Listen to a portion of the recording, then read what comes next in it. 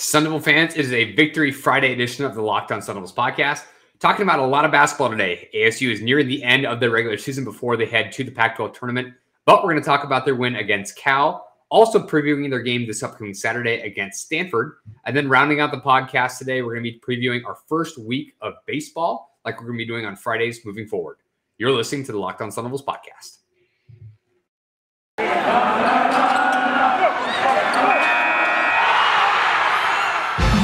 Locked On Sun Devils, your daily podcast on the Arizona State Sun Devils. Part of the Locked On Podcast Network, your team every day.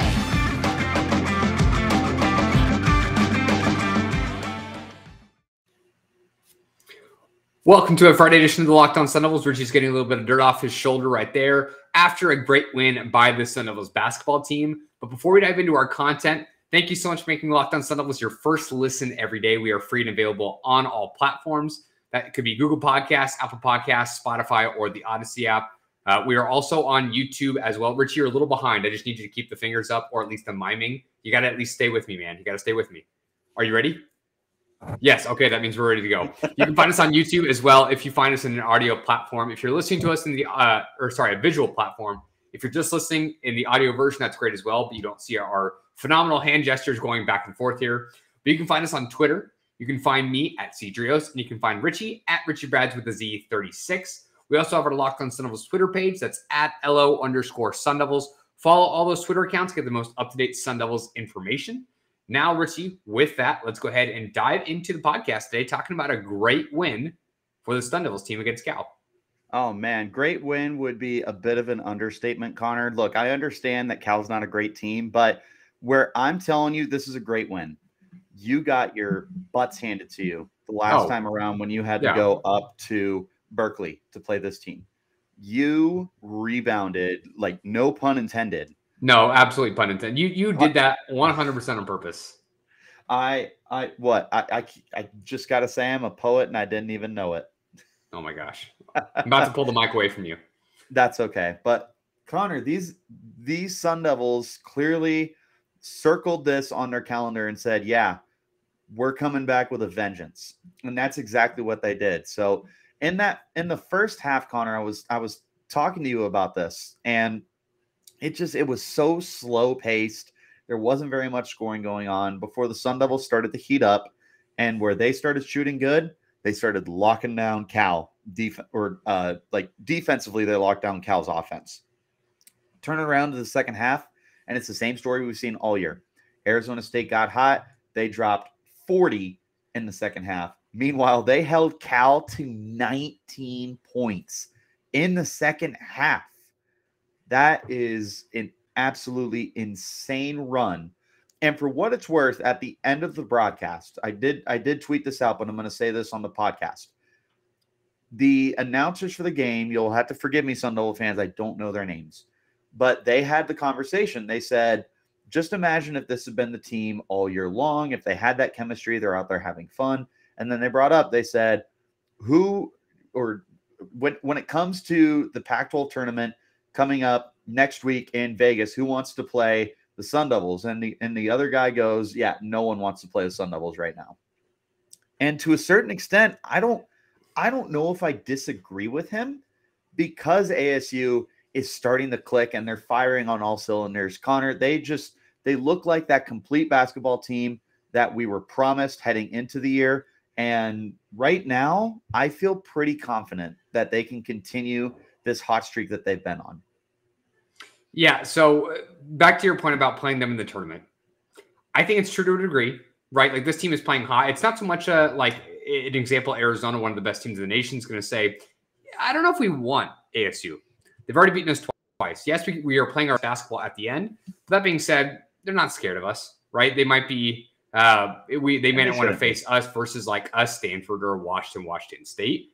But regardless, like, Arizona State's definitely playing their basketball again at the end of the season.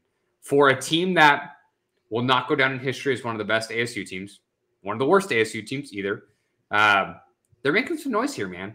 And tonight, essentially, this is exactly what we were hoping for. They got production all over the court. So you had 4 starters have at least 11 points. You also had Marion Jackson off the bench also score 11 points. So nobody scored more than 13, which was DJ Horn. But that being said, when you're getting double digits from 5 guys and you're playing defense the way Arizona State does from time to time, you're going to win a lot of games. Like, seriously, unless you're just totally outmatched by a much more talented opponent, aka Arizona Wildcats team, you're going to win a lot of basketball games. Now, if you take this team and go back to the beginning of the season, is the record probably a little bit better? Probably, but at the same time, like, we've seen this team ebb and flow, right? And that's the nature of any sport. Like, no one is hardly ever hot the entire season, right?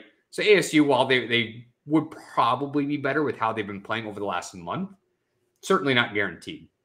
But Richie, I'm so encouraged right now. So Yes. encouraged. Like, yes, it's Cal. No, that was not like I'm scared to face Cal. Cal's going to be a tough opponent. You and I didn't even look at the spread yesterday when we were talking about this. And we said, dude, if it's like even in 5 or 6.5 in ASU's favor, we're taking ASU. Take it. Yeah. And they absolutely crushed Cal. So good for them to be able to play good team basketball all over. Dude, this team shot well just about in every facet. They didn't shoot phenomenally from the free throw range, but went for 6 for 12. That kind of is what it is. But when you're shooting almost 54% from the field and just and 6.5% from deep, again, you're going to win a lot of basketball games that way. And if you look at everything else that the Sun Devils team did against Cal, they beat Cal essentially in just about every statistical category. Well, and here's the other thing, Connor. Surprise, surprise.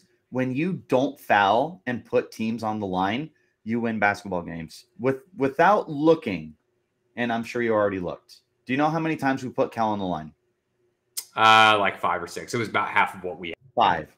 It was 5, and Connor, it was 2 with 5 minutes left to play.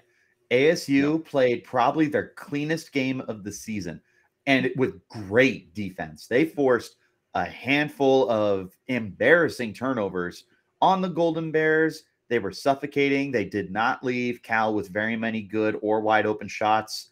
They gave them the clamps or clamp-like device. It was seriously like one of the best defensive performances we put up this year. And again, you preface it, Connor, and it is important to put in context. This is Cal. It's not U of A. It's not UCLA. It's not USC.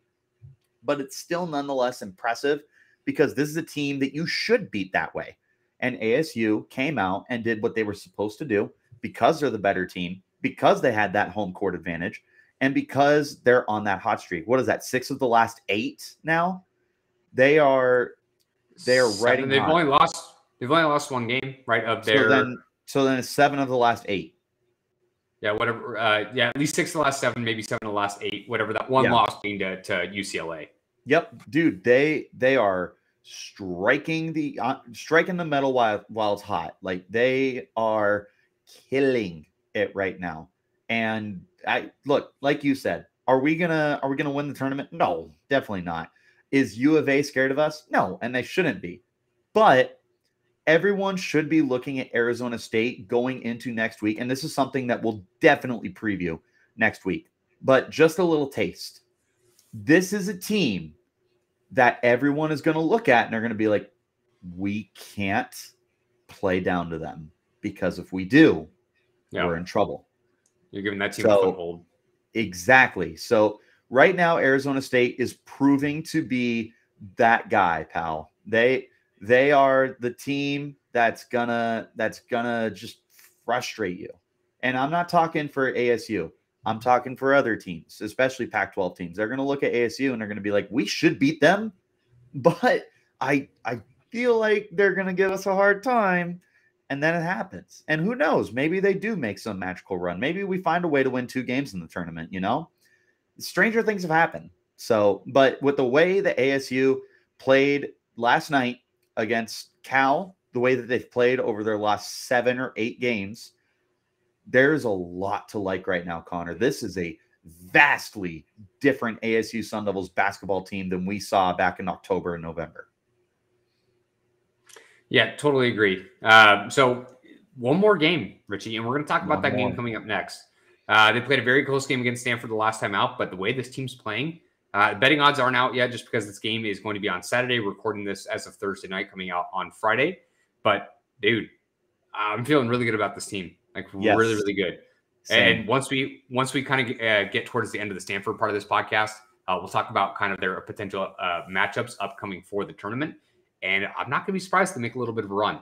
I feel like one win, certainly not a shoo-in, but I'm feeling pretty good about one win in that tournament just because their range of opponents doesn't scare me right now. Right? Yes, we'll talk to that just a little bit more in the next part of the podcast. But first, we're going to take a quick break talking about our friends over at Run Your Pool. March Madness is less than 2 weeks away, and that means you need to start thinking about where you're going to be running your brackets this year. Are you going with the usual, or are you looking for the best? Well, we've done our homework, and we have decided that we're running our brackets with runyourpool.com.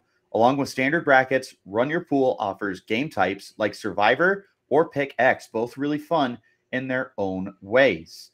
They have options to edit scoring, and they offer more intel to make your picks. All the stuff you won't find at ESPN or CBS. If you've got a business, Run Your Pool can help you take that madness magic and play alongside your employees or even gain customers. They offer full white glove customer support, custom branding, and one of the easiest 3-minute setups you'll ever find. Clearly, we believe in Run Your Pool because, like I said, we're running our brackets there ourselves, and there's no truer test than that.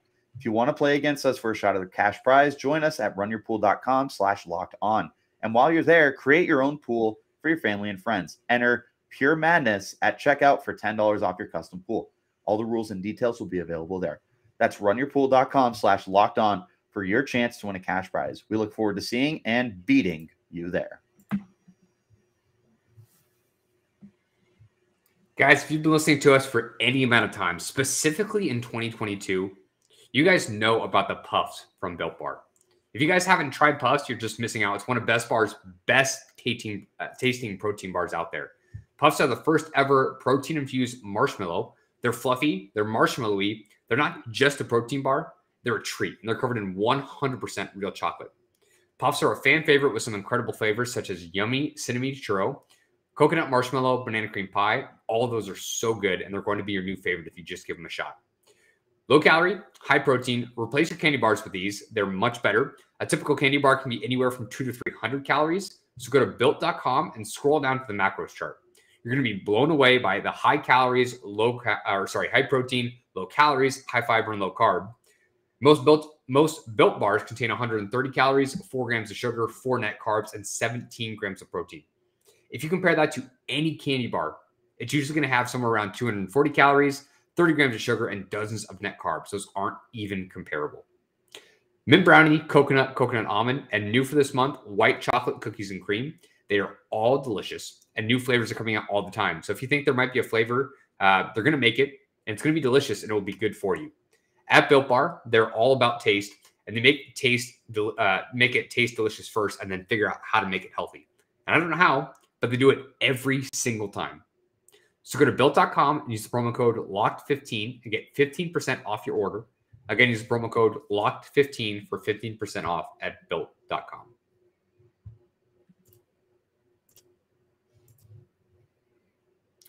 Thank you so much for making Locked On Sentinels your first listen every day. Again, we are free and available on all platforms. Connor Andreas, Richie Bradshaw talking to you guys. Locked On Sentinels here. Now we're going to be talking specifically about this upcoming game against Stanford on Saturday. So, Richie, this is the second time we're playing Stanford this year. As I mentioned earlier on in the podcast, close game against Stanford. I want to say we played them towards the end of January, if my memory serves me correct. It was a pretty high-scoring affair. It was like 79-76. It was a very close game for ASU. But with the way this team is playing now, seriously, like, is there any fear until we get to the tournament, Richie? Like, I can say this right now. Honestly, no. And like, if they lose, it's going to blow up in our face, and I totally own that. But seriously, like, I do not fear Stanford. It's not so much who our opponent is. It's just because of how well this team is playing. I do not fear Stanford going into this game on Saturday. I look forward to talking about this on Monday, talking about how we swept these last 4 games, getting ready for the tournament. Here's what I'll say just on that topic, and then we'll get back to Stanford. Right now, just playing on what you said about do we fear them? I'll be honest, I don't fear anyone right now with the way they're playing. Now, with that being said, what I will tell you, well, read the fine print. We want Alabama. No, Alabama State. Read the fine print here. I am not afraid of anyone, but that doesn't mean I'm picking them to beat the best of the best, right? But I am looking at this and I'm like, you know what? We could shock U of A. We could shock UCLA again. Sure. We could shock USC. We could shock Oregon again. Like, it's just the way this basketball team's playing right now, it makes me think anything is possible. Like, I could do anything, Connor. I can do anything. If ASU basketball can win, then who's stopping me from winning the lottery? You know, just the way they're playing right now, it's got me very confident. Again, that doesn't mean I believe we're going to win every game. I don't think we're going to win the tournament. I don't know if we even win a game. Like, it very well could be just one and done kind of thing. But with the way they're playing, I am not afraid of anyone. And now turning back over to Stanford, I am definitely not afraid of playing Stanford. So real quick update for us. They are playing U of A right now. They're playing U of A pretty close. It is, I literally just got a score update. It is 51-50 with 14 minutes left to play. So Stanford could find a way to upset U of A. If they do, they're guaranteed a winning record. If they do not, Arizona State has the chance to keep Stanford at a 500 season at 15-15. So Stanford needs to lose out, but that would require them losing to U of A. And quite frankly, there's no part of me that wants to cheer for U of A. So, and Stanford's fine. I don't have an issue with Stanford. But anyway, bring it all back together. Connor, you have the ability, if they lose tonight, to keep them at 500. Like, that's a little bit of motivation for you right there, even though we don't hate Stanford. It's something. Totally agree. So, as you said, as of right now, this game's being played on Thursday night. ASU's already won their first game. Stanford is playing U of A close. That being said, as we look towards possible seeding for the tournament, ASU is now a half game in front of Stanford before the U of A game is decided. They have one more win, same amount of losses. So if they lose to U of A, they'll be a full game ahead going into the game on Saturday. And if they find a way to beat U of A, they're going to be tied. So essentially, no matter what, it's going to be whoever wins the game this upcoming Saturday, the better seed for the tournament.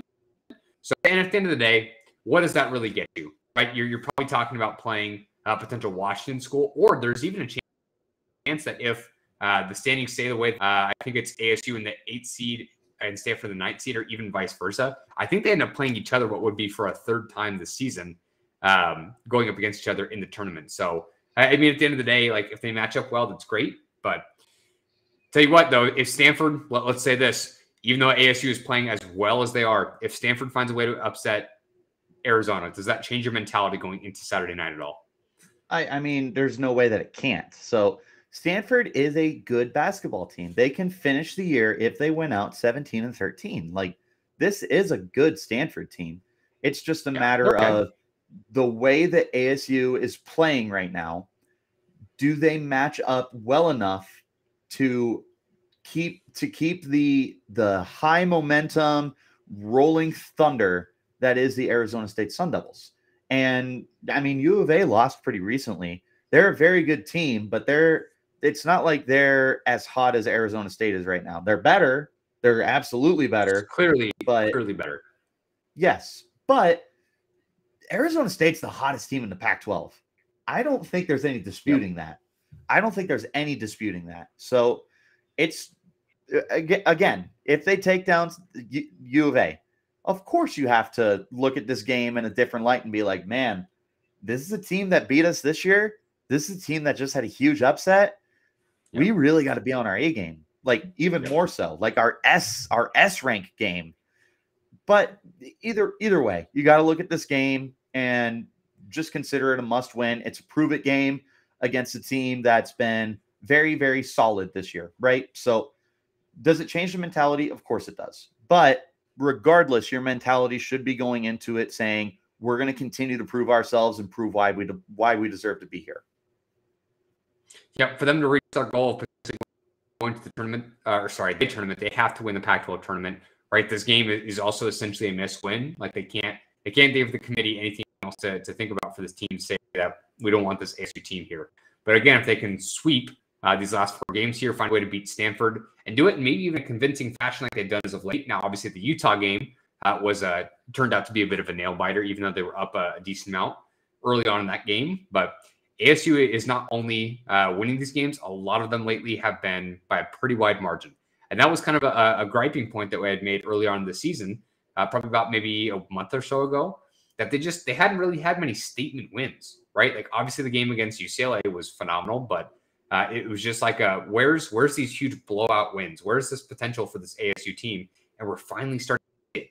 It's finally coming to fruition. Hopefully it's going to peak just in time for them to play against Stanford. And then as they go into the Pac-12 tournament, make some serious noise and give these other contenders in the Pac-12 something to think about.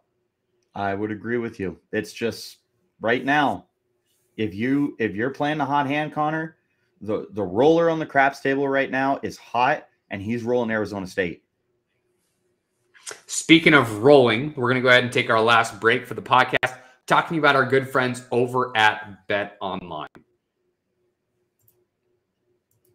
Well, football might be over this season, but basketball is in full steam for both pro and college hoops. From all the latest odds, totals, player performance props, to where the next fired coach is going to land, BetOnline.net is the #1 spot for all your sports betting needs. BetOnline remains the #1 spot for all your sports scores, podcasts, and news this season. And it's not just basketball. BetOnline.net is your source for hockey, boxing, UFC odds, right to the Olympic coverage and information. Head to the website today or use your mobile device to learn more about the trends and action. BetOnline, where the game starts.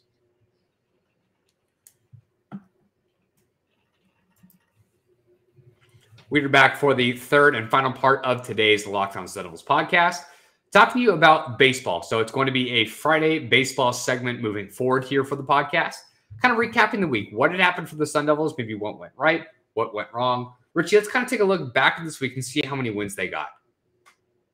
Yeah, okay, 0. They got 0 wins. They've lost, I think it's 5 in a row. They got swept by BYU and then also got swept by Oklahoma State. Oklahoma State at least makes sense, but definitely losing both those games kind of in a disheartening fashion hurts. Went to the first game early on this week. We're up 4-1 in the 7th and found a way to blow that game. Now their starters, who have been pretty solid this year, they lost the second game 11-6. Oklahoma State put up 6 start by this ASU pitching staff, but then they put up 5 of their own in the bottom of the first. So great response, but overall, Oklahoma State just proved to be way too much for them. So they're sitting at 3, still trying to find their identity. Again, it's a very young team in terms of what Willie Bloomquist is trying to do with this team. He's still playing with players that aren't necessarily his either. So it's going to take time to build the program, right? Hopefully can build it more than what it is right now. But now they're sitting at 3-6. Richie, they get SDSU this upcoming weekend. And while I don't know a ton about SDSU's baseball, a team per se, they are 3-6 themselves. They've lost 2 in a row. They're not the very most impressive baseball team. ASU need to win this series at least 2 out of 3. Right? Sweeps are hard. I can't come on the podcast sweep, right? And put themselves back at 6-6. That would be nice. But it's not necessarily realistic. They need to kind of get a bit of a flow, right? Hopefully beat up on a team that's not doing nearly as well, kind of like ASU is not doing. So if they can find a way to win 2 out of 3, get the trains back on the track, that could be a good start coming out of the weekend, hopefully having a positive week after that. Yes. So the thing that was so frustrating about this week, Connor, is mainly the fact that you had Oklahoma State in that first game. And this is the 3rd ranked Oklahoma State in the whole nation. You could have split the series, but that bullpen, which has proven to be a liability through 9 games this year, blew it. They just absolutely let Oklahoma State get back into the game and win a game that ultimately Oklahoma State should have convincingly held onto. And then they beat us pretty bad the following game. It was 11-6, I believe, something like that. So, yeah, I mean, Oklahoma State did what they were supposed to do. But if we're being honest, ASU should have found a way to split that series. And unfortunately, it is what it is. We can identify the weaknesses early on, and it's the bullpen. So moving forward, I know we got a lot of football and basketball fans on here. So not to preach down to anyone, but when it comes to baseball, like Connor said, like it's not about sweeping series. That's just it's not ultimately realistic, right? So we got to take that with a grain of salt and realize that if we can just win series, right? go 2-1 in those series. Split a series if it's a 4-game series and go 2-2. You just got to find a way to get some momentum going. Ultimately, you just want to win the series. You don't need to win all 3 or all 4 games. Or if it's a 2-game, you don't need to win both. Just find a way to consistently grow your record in a positive way, and you can get right back on track. Connor, it's an early season. We're 9 games in. We're 3-6. There's plenty of time to turn this around. We have hot bats, and we got great starting pitching. We're just going to have to find a way to play a complete 9-inning game. And that starts with the bullpen getting out of this funk that they're in.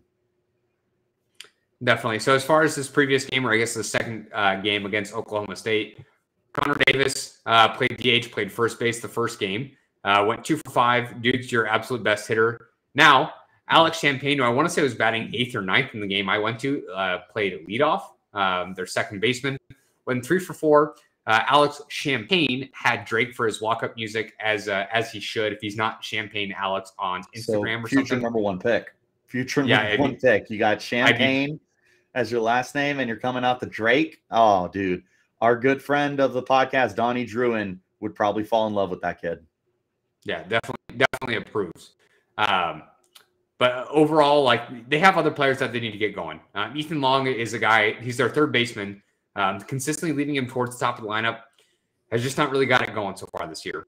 Batting under 200, he did have a hit, but he went 1 for 5 with 2 strikeouts. So if Ethan Long can get going, and you have Lampy, Long, and Davis at the top, maybe a guy like Alex Champagne that you can kind of plug in and out of the lineup, that could give you a solid core of players, right?